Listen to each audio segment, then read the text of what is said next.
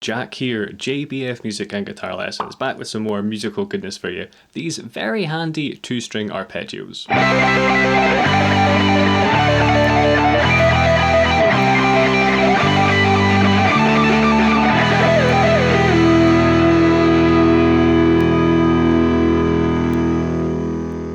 In this quick guitar tricks, we're looking at 2-string arpeggios for the major and minor triads. While I'm using these in a broadly like rock context, you know, kind of indie, jazz, metal, whatever, you can apply these shapes to all sorts of different types of music. If you want to see more tips and tricks, make sure to hit like and leave a comment, do the old subscribe and notifications thing as well. The main examples used here will outline a G major and an E minor respectively, but you can just move them to any chord, which we will touch on towards the end of this. Root position G major, G, B, and a D, which is the root, the third, and the fifth. If you're not too sure what any of that meant, it doesn't matter too much, but check out the little eye up there for a breakdown of intervals.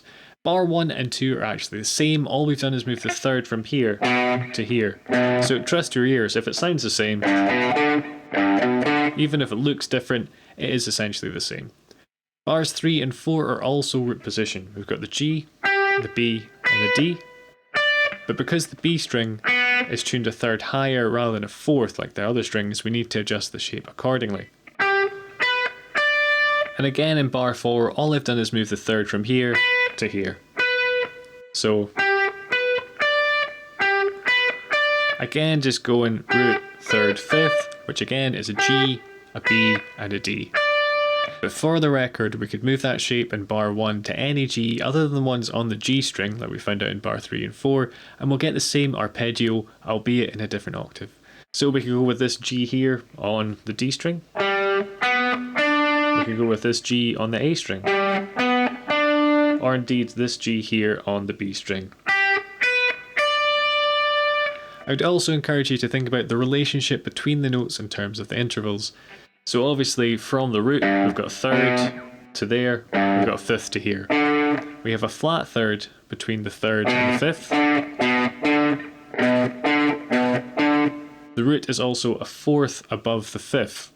So if you have another root here, and is a flat sixth above the major third.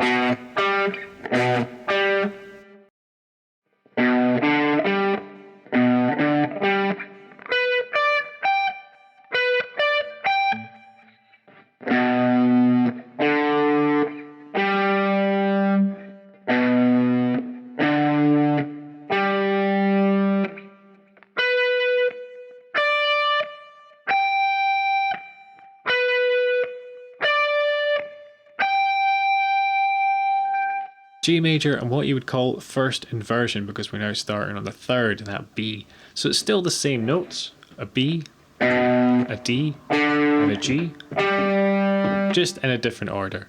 As a side note, you can have a more open or wide-spaced intervals. For more on how Eric Johnson tackles that, check out the little eye up there. But yeah, here it's the third, fifth, root. Same in bar 6, we've just moved the fifth from here to here. So again, third, fifth, root. And again, bar 7 or 8 are just to show how you'd play over the G and the B strings, but it's exactly the same as the other ones there. We've got the third, the fifth, the root. And again here, third, fifth on the G string instead of the B, root. Okay, so not all of these shapes are ones that I personally play too regularly, but I figure I'd show you them all and then you can make up your own mind as to which you like best. And after all, if you start adding in tap notes and that sort of thing, like the licks with the little eye up there, these visualizations for how to target notes are really quite useful.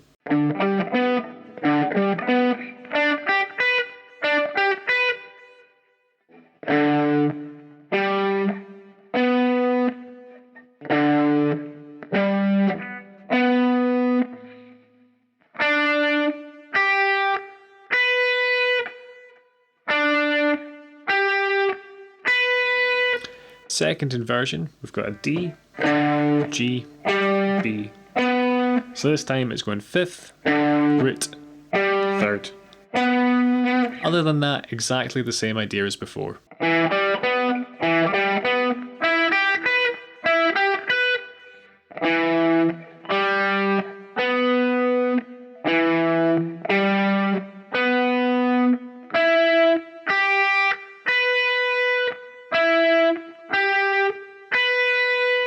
Okay, on to our minor shapes using E minor. So we've got an E, a G, and a B. So that's a root, a minor third, and a fifth. And just like before, all we're doing is moving the next note.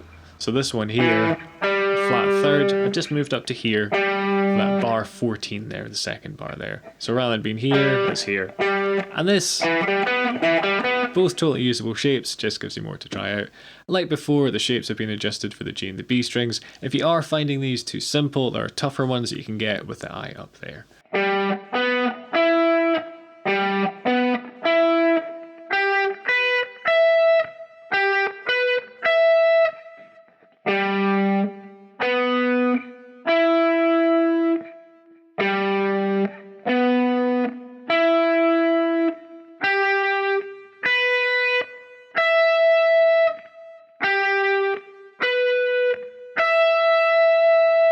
First inversion for the minor arpeggio, so the same logic applies. So while we had a root, flat third, fifth, the previous minor example, here because we're in first inversion, we're just going to start on the flat third, and we have fifth, up to the root. And again, this fifth here, I've just moved onto the A string, as you can see in that second bar there. And those refingered ones, again, on the G and the B strings. The last arpeggio we're going to look at here is an E minor in second inversion.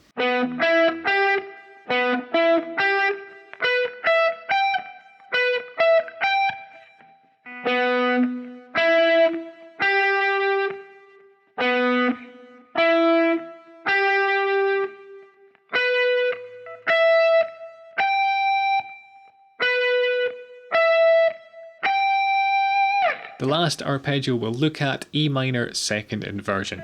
So it's going B, E, and G. So we've got the fifth, the root, and then the flat third.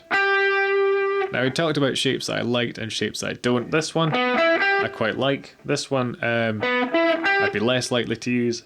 The refingered version of that first one, I'd probably use that, and that final one is one I wouldn't use too much, but you might like them, so I'm just showing them all. Cool. What we'll do now is have a look at combining these. However, if you just want to get all the string arpeggio shapes under your fingers first, give the little I up there a click.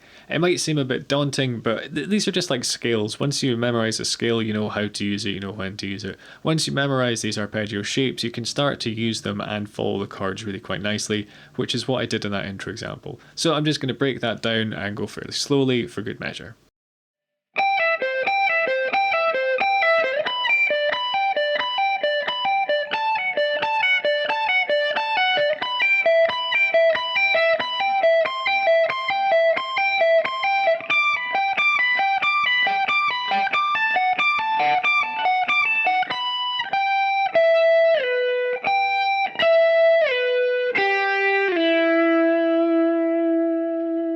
And here it is a bit slower again.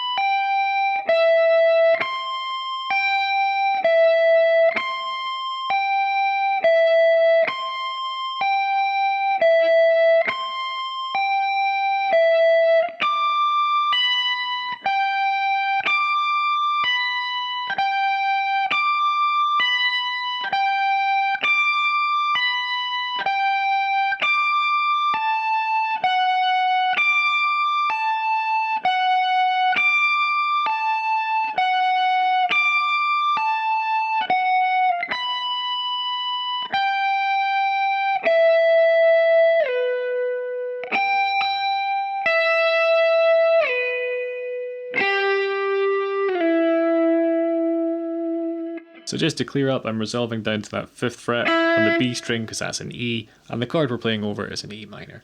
So to break down that full demo, what I'm doing is using the shapes we've looked at here, following the chord progression, which you can hopefully see along the top there. You've got a C, G, D, E minor, and then that just repeats again.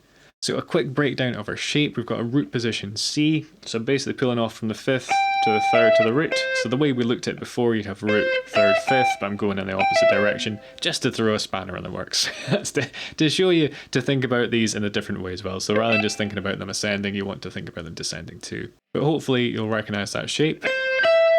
Then going up to G major, here we've got the 5th, the root and the 3rd.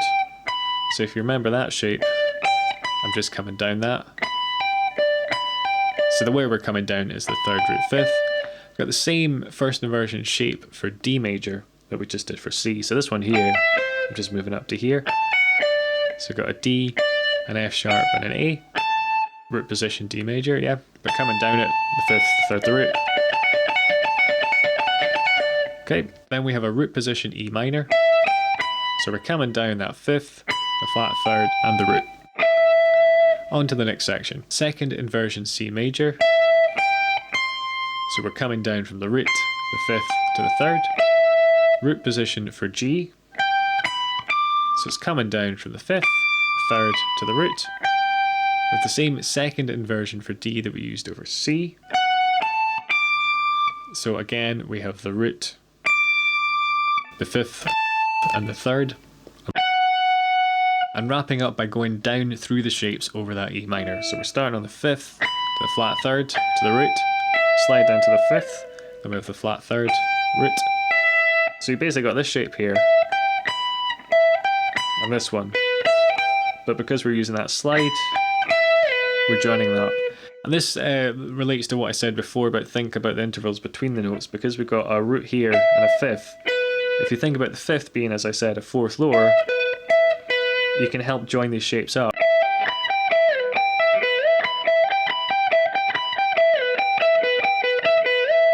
But yeah, after this root here, I'm doing exactly the same idea. I'm sliding down to this note, which is the 5th, down to the flat 3rd, and again the root. So again, moving by a 4th on the same string.